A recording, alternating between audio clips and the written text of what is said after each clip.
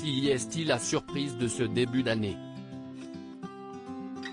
Alors que des quatre coins du pays, 67 millions de Français s'attendaient à accuser le coup de l'annonce d'un troisième confinement national, le président de la République, Emmanuel Macron, a finalement décidé qu'il n'en serait rien.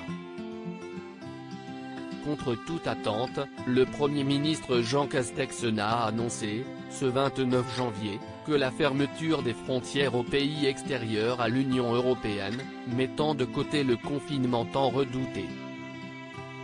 Pourtant, tout le monde s'y attendait, Jean Castex le premier.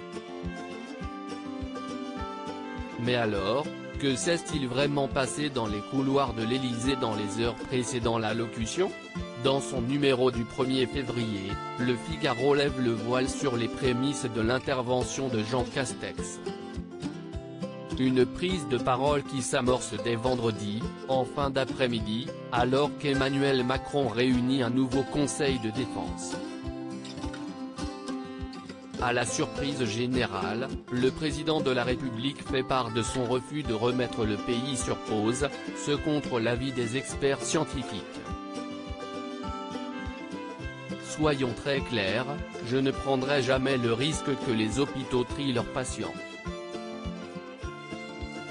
Soutient-il. Le ministre de la Santé, Olivier Véran, et le directeur général de la Santé, Jérôme Salomon, prennent alors la parole, plaidant en faveur du confinement. Mais après de longues minutes d'échange, tout le monde finit par se plier à la volonté du chef de l'État. Jean Castex a été surpris, à commencer par Jean Castex. Abasourdi, le Premier ministre est tellement pris de court qu'il ne bouge pas de son siège. Directement dans le salon Murat, où s'est déroulé le Conseil de défense, il entame l'écriture de sa prochaine allocution. Il est épaulé par son directeur de cabinet, Nicolas Revel, puis par le ministre de la Santé, Olivier Véran, ainsi que ses collègues Bruno Le Maire, Économie, Gérald Darmanin, Intérieur, Elisabeth Borne, Travail, et Gabriel Attal, porte-parole.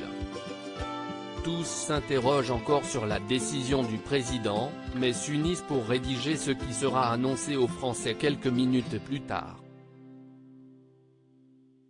Finalement, un peu après 20h30, le Premier ministre fait son allocution.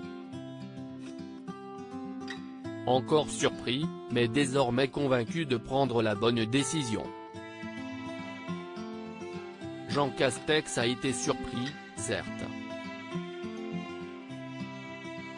Mais avant d'aller devant les caméras, une chose est sûre, il était convaincu, soutient un proche de Castex au Figaro.